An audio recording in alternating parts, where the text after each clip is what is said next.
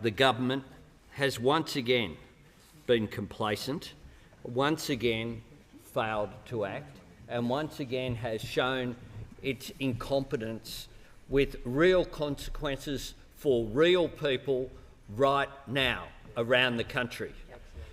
This proposition comes forward to the Parliament at a time when half of Australia is in lockdown and parts of New Zealand are in lockdown.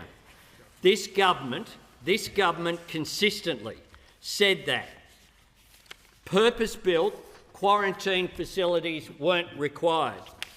The Prime Minister consistently rejected Labor's call for purpose-built quarantine. We have said consistently that this Prime Minister had two big jobs this year, quarantine and vaccines, and he failed at both. He failed with the ultimate responsibility that he had. He went to the National Press Club prior to Parliament sitting at the beginning of this year and said that he didn't have a big reform agenda for the Parliament because his priority was fixing the response to the pandemic. Right. And that was the right priority, except that he failed to follow it through. When we argued for purpose-built quarantine, this is what he had to say repeatedly. A system that it is achieving 99.99% effectiveness. He went on to say, that was in April, he went on to say, if I was to tell you that would achieve a 99.99% success rate, you wouldn't have believed me. No one in this country would have believed me. I would have found that hard to believe. The praise for himself went on for months and months. In May, he said, 99.99% effectiveness rate. If there are any country that has a more secure system than that, I would like you to tell me who it is. In June, it went on. We'll get a 99.9% success rate. In July, it's still going. He said there, would have presented transmission, and probably over 99% of cases you would have laughed at me. You would have said that was impossible. Well, the truth is that there have been at least 27 breaches of quarantine, going back as far as the Duxton Hotel in WA in April 2020, the Pan Pacific in WA in May 2020, Ridges on Swanston in Melbourne in May 2020, the Stamford Plaza in Victoria in June 2020, a breach in New South Wales in July 2020, the Marriott in New South Wales in August 2020, Pepper's Weymouth Hotel in South Australia in November 2020, the Novotel at Darling Harbour in New South Wales in December 2020. That was all last year. You would think that that would have prompted some action. But every one of those quotes that I read into Hansard there occurred after these breaches. And they kept happening. In January, at the Grand Chancellor in Queensland, at the Park Royal Tullamarine in Victoria. In February, at the Grand Hyatt in Victoria in Melbourne, and the Sheraton Four Points in WA, and the Holiday Inn in Melbourne, and Sofitel in New South Wales. In March, the Grand Chancellor in Queensland. In April, the Mercure in Perth, the Adina Apartment Hotel in Sydney, the Mercure in Sydney. It went on in May, the Pan Pacific again in WA, the Playford in South Australia. In June, the Pan Pacific in WA again, as well as Holiday Inn Flinders Lane in Victoria, the Radisson Blu in New South Wales, 4 Points in Brisbane, Novotel, Brisbane Airport twice, and in July the Amora Hotel in Brisbane. And on top of that, of course, there was a limo driver in Sydney who took a foreign air crew to hotel quarantine, unvaccinated and without a mask. And guess what? That limo driver didn't breach any rules, not a single one. That was all okay. That is what has led to the national lockdown right now.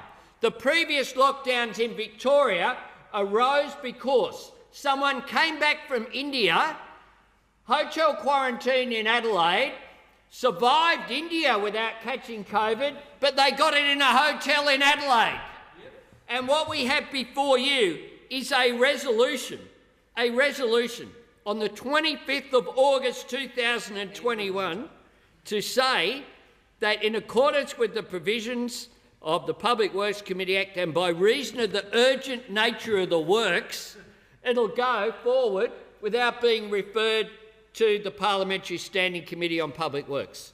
And the Minister just said in his opening remarks that this was unusual, and indeed it is. And we support this work going forward. But the Queensland Premier put forward a proposition in October of last year for purpose-built facilities at Wellcamp next to Toowoomba Airport that could have been operating within weeks by the end of last year in 2020. I've met with the proponents of that proposal. They're happy to put their own money in as well. All they require is Commonwealth support, but the Commonwealth, of course, rejecting it. The Commonwealth, of course, rejecting it. An appalling circumstance. I visited the site and met with the proponents there, who have a history of being able to build things in Queensland, and yet that's rejected and not the subject of this referral before us. Instead, the site that is the subject of the referral, of course, has issues with asbestos and a range of other issues as well, which means that we will not get purpose-built facilities as a result of this resolution up and running for some period of time to come. There's a reason why so many people have gone through Howard Springs, because it is a Labor camp that doesn't share ventilation facilities, one that hasn't led to people spreading the disease, hasn't led to outbreaks, even though more people have been through that facility than any hotel facility.